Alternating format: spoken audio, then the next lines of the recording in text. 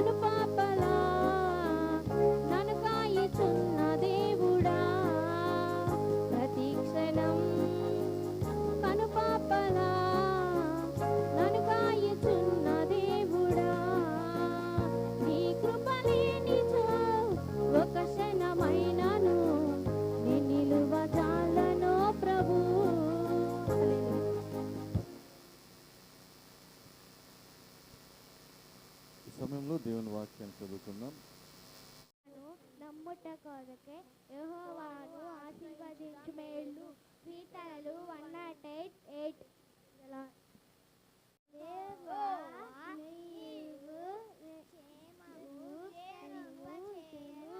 కీర్తనలు 116:7.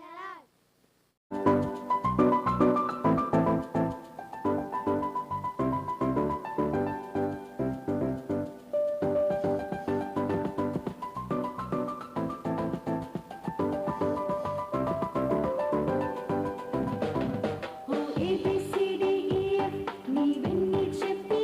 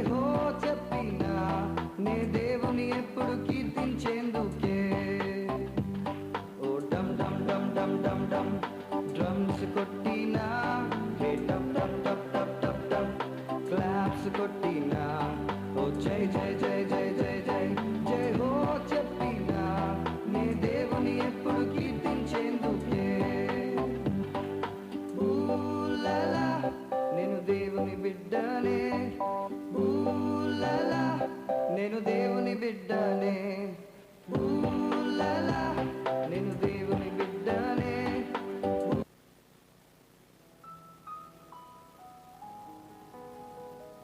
Praise lord. దేవునికి వందనాలు. మీ అందరికీ కూడా ప్రభు యేసుక్రీస్తు నామమున మరి వందనాలు తెలియజేసుకుంటున్నాను.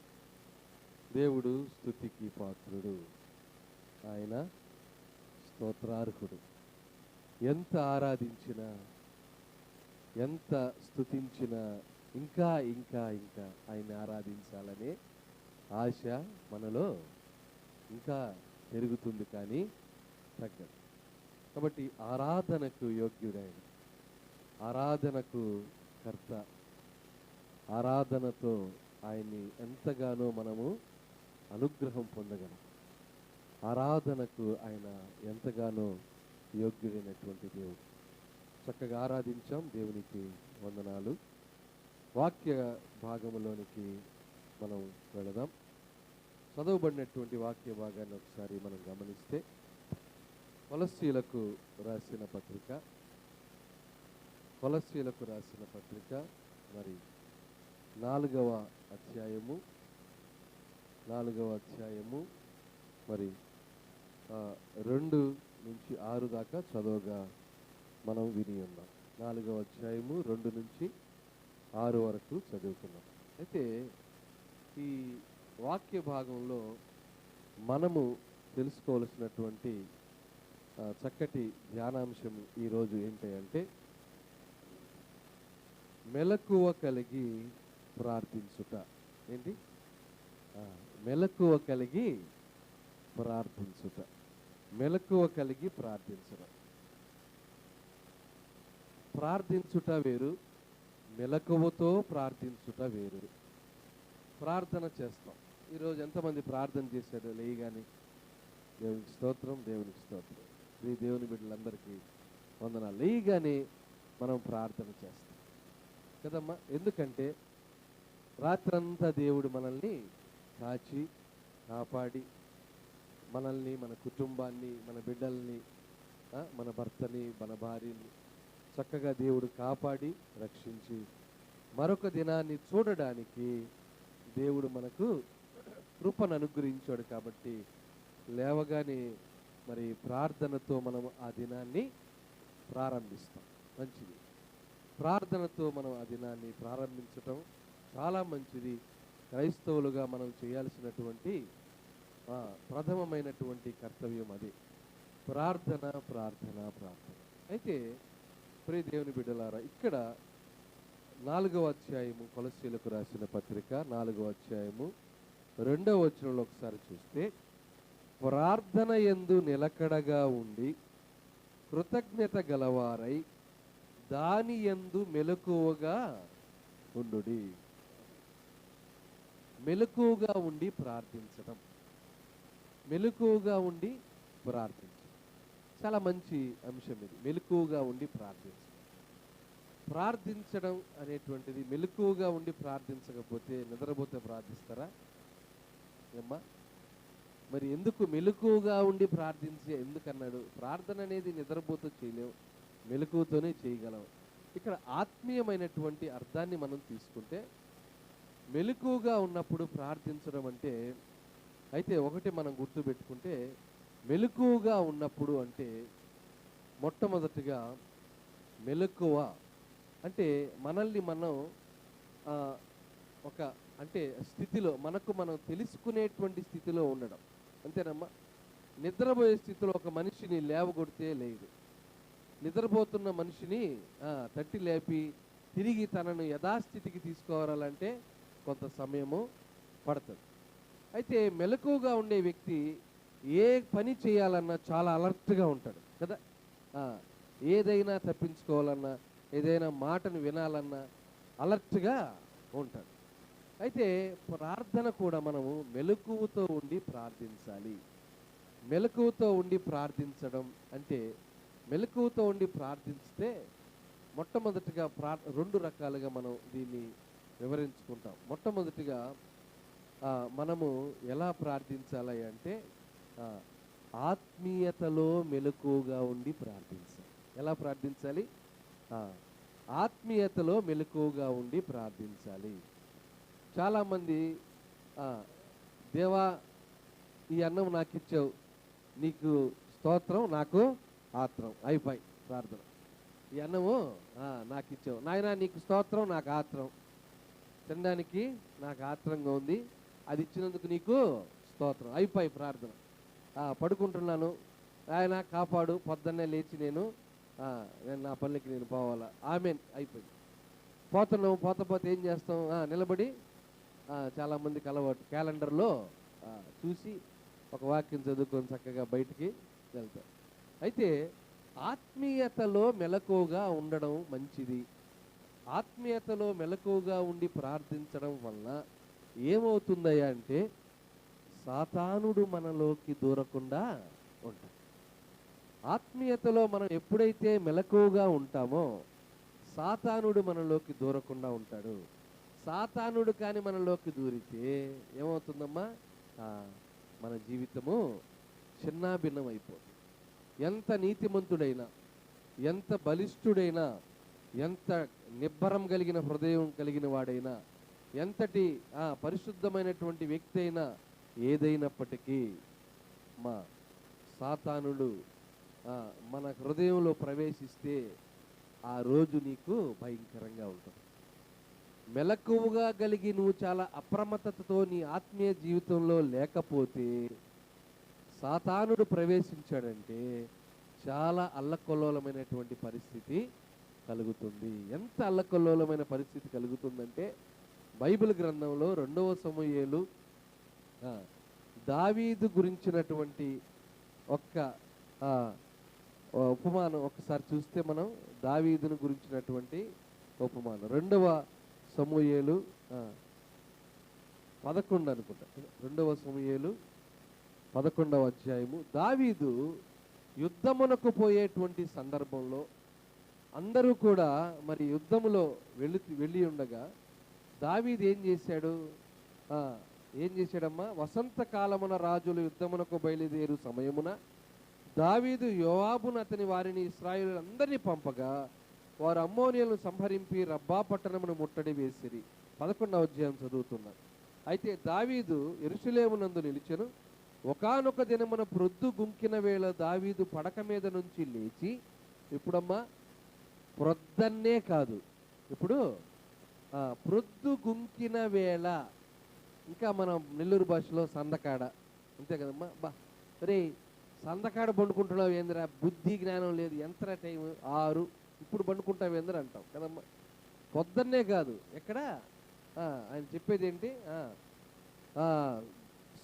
పొద్దు గుంకిన వేళ దావీదు పడక మీద నుంచి లేచి రాజనగరి మిద్దె మీద నడుచుచూ పైనుండి చూచుచుండగా, మా దావీదు ఎటువంటి వాడమ్మా?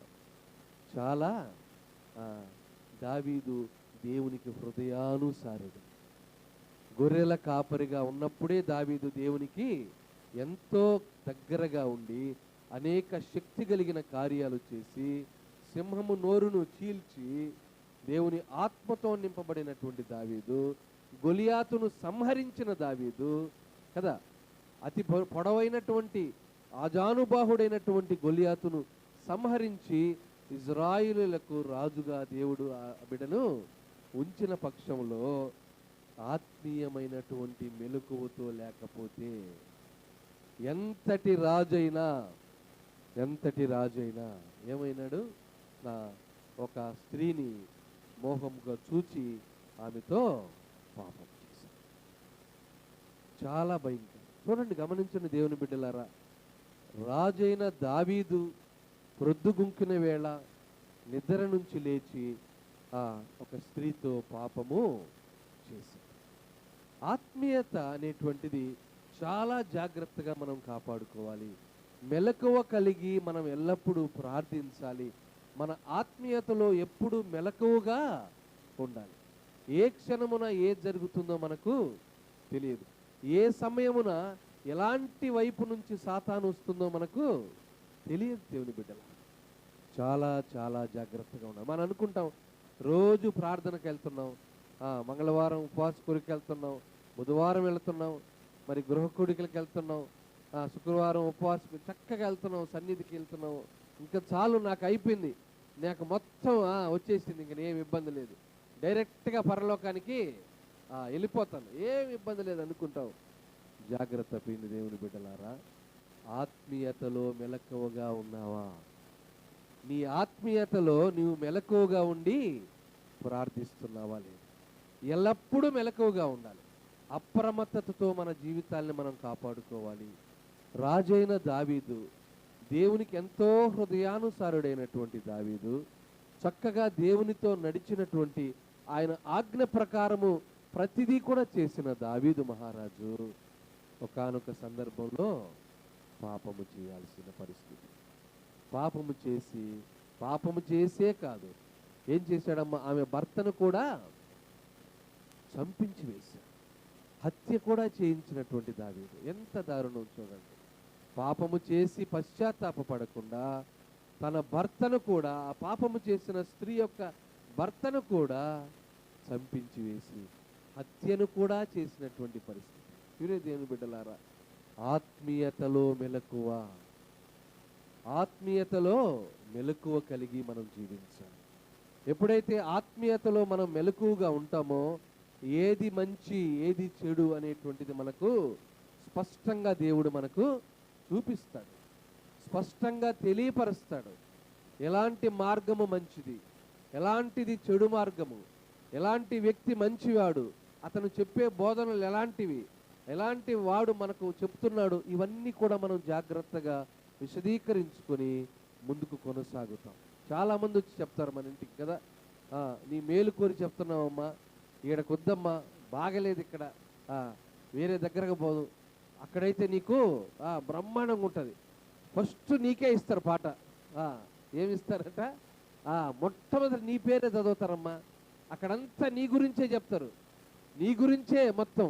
బా ఎంత బాగుంటుందో ఆ మాటలు ఏంటుంటే. కానీ ఆత్మీయతలో నిన్నెక్కడైతే బలపరుస్తున్నాడో, ఆత్మీయతలో నీకెక్కడైతే దేవుడు నీకు మేలులను సిద్ధపరిచి ఉన్నాడో దాన్ని నువ్వు పోగొట్టుకోకూడదు. దేవుని బిడ్డలా, ఆత్మీయతతో మనం మెలకువగా ఉండి ఏది మంచిది ఏది చెడుది, ఎలాంటిది సరి అయినది ఎలాంటిది సరికాదో ఆ మార్గములను మనము తెలుసుకోవాలి.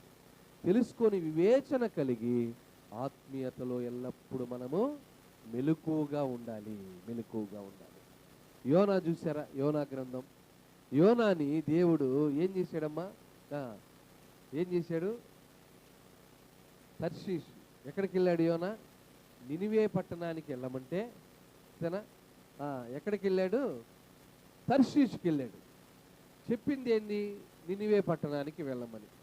వెళ్ళింది ఎక్కడికి? తర్షీష్కి వెళ్ళాడు. వెళ్ళి ఏం చేశాడు ఆయన యోనా? వెంటనే పడవెక్కేసి వెళ్ళి యోనా గ్రంథం 5వ అధ్యాయంలో చూస్తే, 4వ వచనంలో చూస్తే, యోనా గ్రంథం 1వ అధ్యాయం 4లో చూస్తే, అయితే యెహోవా సముద్రము మీద పెద్ద గాలి పుట్టింపగా సముద్రమందు గొప్ప తుఫాను రేగి ఓడ బద్దలైపోవు గతి వచ్చెను. కాబట్టి నావికులు భయపడి ప్రతివాడును తన దేవతను ప్రార్థించి ఓడ చులకన చేయుటకై అందులోని సరుకులను సముద్రములో పారవేసిరి. అప్పటికి యోనా ఎక్కడున్నాడమ్మా?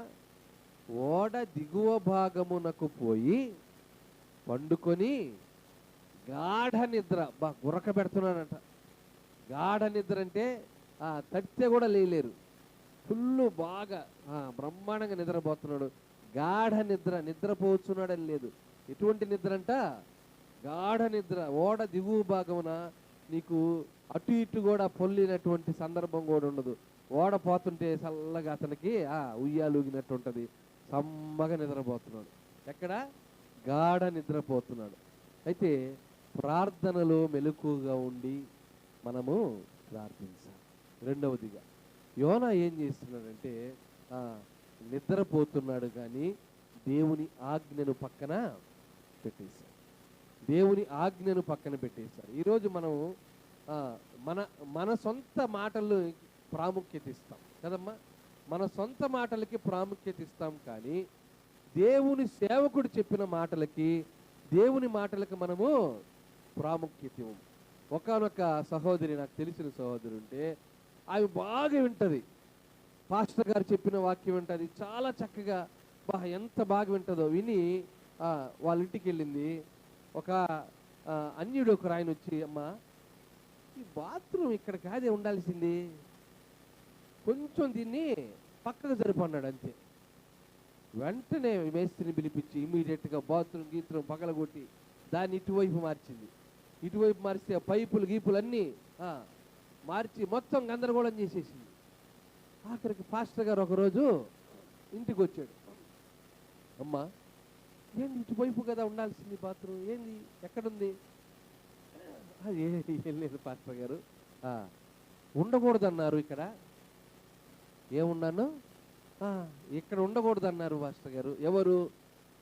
తెలిసిన వాళ్ళు, మాకు బాగా క్లోజ్గా ఉన్నోళ్ళు, మా గురించి బాగా తెలిసిన వాళ్ళు చెప్పారు పాస్టర్ గారు. మరి దేవుడు చెప్తే చూసా, దేవుని మాట వినరు, దేవుడు సేవకులు చెప్పిన మాట వినరు. కానీ ఒక్క అన్యుడు, ఒక్క బయట వారు ఎవరైనా ఒక్క మాట చెప్తే నిమిషాల పగల కొట్టేసింది, మొత్తం మార్చేసింది. తర్వాత చాలా గందరగోళమైనటువంటి పరిస్థితి. చూసారా దేవుని బిడ్డలారా, ఇప్పుడు దేవుని మాటకు ప్రాముఖ్యత ఇవ్వటం లేదు. దేవుని మాటకు, దేవుని సేవకుడు చెప్పిన మాటకు ప్రాముఖ్యత ఇవ్వటం లేదు, ప్రిఫరెన్స్ ఇవ్వటం లేదు. ఎవరో చెప్తే వెంటనే దాన్ని పూర్తిగా తీసేస్తాం. ఎవరో చెప్తే మనం వెంటనే అక్కడికి వెళ్ళిపోతాం. ఎంతో ప్రార్థన, ఎంతో ఉపవాసంతో ఉన్నప్పటికీ కూడా ఖచ్చితంగా పలానా దగ్గర అమ్మా చేయి చూసి చెప్తున్నారంట, వెంటనే వెళ్ళిపోతాం. చేయి చూసి ఏదో చెప్తున్నారంట, అయిపోయి అంతే. అప్పటి వరకు నువ్వు చేసిన ప్రార్థన, అప్పటి వరకు నువ్వు చేసిన అన్నీ కూడా ఎట్టబోయినాయో ఏమైనాయో తెలియదు. దేవుని బిడ్డలారా, దేవుని మాటను కాదని నినివేకు పోవలసినటువంటి వ్యక్తి తర్షీషు ఓడలోకి ఎక్కి ఏం చేస్తున్నాడు? నిద్రపోతున్నాడు. మనకు కావలసినటువంటి రెండవ లక్షణం ఏంటంటే ప్రార్థనలో మెలకువగా ఉండాలి. ప్రార్థనలో మనం మెలకువగా లేకపోతే చాలా దారుణమైనటువంటి స్థితిలో మనకు వెళ్ళిపోతాం. దానియేలు తెలుసు కదమ్మా, దానియేలు ఎవరికీ భయపడాడు. యెరూషలేము వైపు కిటికీలు తెరుచుకొని ఏం చేశాడమ్మా? ప్రార్థిస్తూనే ఉన్నాడు. ఎటువంటి రాజు ఆజ్ఞ వేసినా, ఎలాంటి భయంకరమైనటువంటి శోధన ఆ బిడ్డ మీదకి వచ్చినా ఏం భయపడలేదు. ఏం చేశాడు? యెరూషలేము వైపు తిరిగి ప్రార్థించాడు. భయపడాడు.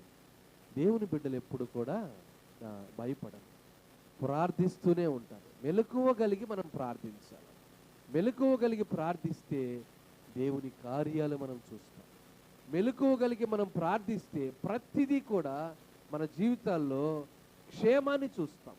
మన బిడ్డలు బయటికి వెళుతున్నారు, మన బిడ్డలు అనేక ప్రాంతాలకు వెళుతున్నారు. జాబ్ నిమిత్తం, వ్యాపారం నిమిత్తం, రకరకాలైనటువంటి అవసరాలను బట్టి బయటికి వెళుతున్నారు, బయట జాబ్ చేస్తున్నారు, తిరిగి ఇంటికి వస్తారు. క్షేమంగా రావాలా లేదా? వారి కోసం మనం ఏం చేయాలి? మెలకువ కలిగి ప్రార్థించాలి. మెలకువ కలిగి వారి కొరకు మనము ప్రార్థించాలి. నాకు తెలిసిన ఒక సహోదరి, ఆమె ఎప్పుడూ ప్రార్థన. ఆమె గురించి సాక్ష్యం చెప్తే, మా అందరి కుటుంబాల కొరకు మా అమ్మ ప్రార్థిస్తూ ఉంటుందండి. ఆమె ప్రార్థనే మా కుటుంబాలకు ఆశీర్వాదం అండి అన్నారు. ఒకసారి ఆమె గురించి సాక్ష్యం చెప్పినప్పుడు ఆమె తల్లి, ఆమెకున్నటువంటి కూతుర్లు కొడుకుల కోసం ఎప్పుడూ ప్రార్థిస్తూ ఉంటుంది. వృద్ధాప్యంలో ఉన్న తల్లి, ఆ తల్లి ప్రార్థన వారి కుమారుల్ని, వాళ్ళ కుమార్తెల్ని మంచి పొజిషన్లోకి తీసుకెళ్ళి అక్కడ నుంచి వాళ్ళ మనవరాళ్ళు మనవాళ్ళు కూడా మంచి పొజిషన్లోకి వెళ్ళారు. నీ ప్రార్థన ఎలా ఉంటుంది? నీవు చేసే ప్రార్థన ఎలా ఉంటుంది? నీ గృహానికి నీ ప్రార్థన ఆశీర్వాదకరంగా ఉంటుందా లేదా? నీవు చేసే నీ ప్రార్థన గృహానికి ఆశీర్వాదకరంగా ఉంటుందా లేదా? లేదా నిన్ను విసుక్కుంటున్నారా లేదా? ముసలిదానా, ఊరికే ఏదో ఒకటి వాగుతూ ఉంటావు. ముసలివాళ్ళు గమ్మున ఉండరు కదమ్మా, చాదస్యం ఎక్కువ మనకు. ఇది కాదంటే ఇది, ఏయ్ పెద్దోళ్ళు నేను చెప్పింది చెయ్యరా అని అంటాం. ఇది నీకు తెలియదురా, చిన్నపిల్లోడివి, చెప్పింది చెయ్యి, మంచిదే, నీ పెద్దరికం కాపాడుకోవాలి, కాదనలేదు. కానీ అన్నిటికంటే ముఖ్యంగా మెలకువ కలిగి ప్రార్థించడం చాలా ముఖ్యం. మన ఆత్మీయ జీవితంలో మెలకువ కలిగి ప్రార్థించడం చాలా చాలా ముఖ్యం. యేసయ్యను సిలువ వేసే ముందు గెత్సెమనే తోటలోనికి తీసుకెళ్ళారు కదమ్మా. ఇక్కడికి గెత్సెమనే తోటలోనికి ఆయన వెళ్ళి శిష్యులతో కూడా కలిసి ప్రార్థిస్తూ ఉన్నాడు. ఏం చేశాడమ్మా? ప్రార్థిస్తూ ఉంటే ఆ శిష్యులు, చూద్దామా మత్తయి సువార్త 26వ అధ్యాయము, మత్తయి సువార్త 26లో ఒకసారి చదువుదామా? అంతటా యేసు, చదవదాం ఒకసారి, 36వ అధ్యాయం వచనం. అంతటా యేసు వారితో కూడా గెత్సెమనే అనబడిన చోటుకి వచ్చి నేను అక్కడికి వెళ్ళి ప్రార్థన చేసి వచ్చు వరకు మీరు ఇక్కడ కూర్చుండుడని శిష్యులతో చెప్పి పేతురును జబదయి ఇద్దరు కుమారులను వెంటబెట్టుకుని పోయి దుఃఖపడుటకును చింతాక్రాంతుడగుటకును మొదలుపెట్టాడు. అప్పుడు యేసు మరణమగునంతగా నా ప్రాణము బహు దుఃఖములో మునిగి ఉన్నది, మీరు ఇక్కడ నిలిచి నాతో కూడా మెలకువగా నుండుడని వారితో చెప్పి కొంత దూరం వెళ్ళి సాగిలపడి.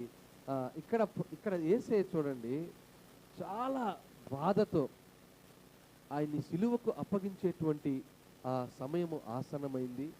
ఆయన పూర్తిగా ఆ సిలువలో మరణశిక్షను అనుభవించాల్సినటువంటి సమయం ఆసన్నమైందని ఆయన గ్రహించి, ఆయన వేదనతో తండ్రికి ప్రార్థిస్తూ శిష్యులకు ఏం చెప్పాడు? మీరిక్కడే ఉండి ప్రార్థించండి, మీరిక్కడే ఉండి మెలకువగా ఉండి ఏం చేయమన్నాడు? మెలకువగా ఉండి నాతో కూడా మెలకువగా ఉండుడని వారితో చెప్పి కొంత దూరం వెళ్ళి సాగిలపడి నా తండ్రి అని ప్రార్థించాడు. అయితే ఆయన మరలా శిష్యుల వద్దకు వచ్చి 40వ వచనం చూస్తే, ఆయన మరలా శిష్యుల వద్దకు వచ్చి వారు నిద్రించుట చూచి ఒక్క గడి అయినను నాతో కూడా మేలుకొని ఉండలేదా? ఒక్క గడి అయినా నాతో కూడా మేలుకొని ఉండలేదు. చాలా మందికి ప్రార్థనలో కూర్చుంటే నిద్ర, ప్రార్థిస్తుంటే చాలా మందికి నిద్ర వస్తుంది. ప్రార్థన అంటే అబ్బా ఎంత చక్కగా లాలిపడినట్టు ఉంటుందేమో, ప్రార్థన అంటేనే తూగు. కానీ ప్రార్థన అనేది దేవునికి మనకు మధ్య సంభాషణ. ఒక మనిషితో ఇంకొక మనిషి ఎలాగైతే మాట్లాడతాడో, నీ భర్తతో నీవు ఎలాగైతే మాట్లాడతావో, నీ భార్యతో ఎంత సాన్నిహిత్యంగా అయితే నువ్వు మాట్లాడతావో, నీ కుమారుడితో లేదా నీ కుమార్తెతో నీవెంత దగ్గరగా ఉండి మాట్లాడతావో, అంతకంటే ఎక్కువగా దేవునితో మనము మాట్లాడేటువంటి సమయము ప్రార్థనా సమయం. అది అనుభవించిన వారికే తప్ప ఏదో ఆషామాషిగా ప్రార్థించే వారికి తెలియదండి. ప్రార్థనలో గడపడం, ప్రార్థన ద్వారా అనేక కార్యాలు సంపాదించడం, అనేక అద్భుత కార్యాలను ఇంట్లో జరిగించడం, మన గృహాల్లో చక్కగా దేవుని కార్యాలు జరగడం వారి చక్కగా అనుభవిస్తే తప్ప దాని గురించి పూర్తిగా మనకు అవగాహన రాదు. ఏదో తూతు మంత్రంగా మనం ప్రార్థిస్తే ఆ ప్రార్థన కాదు, కానీ మెలకువగా ఉండి ప్రార్థించాలి. ఈ దినములు చాలా భయంకరమైనటువంటి దినములు.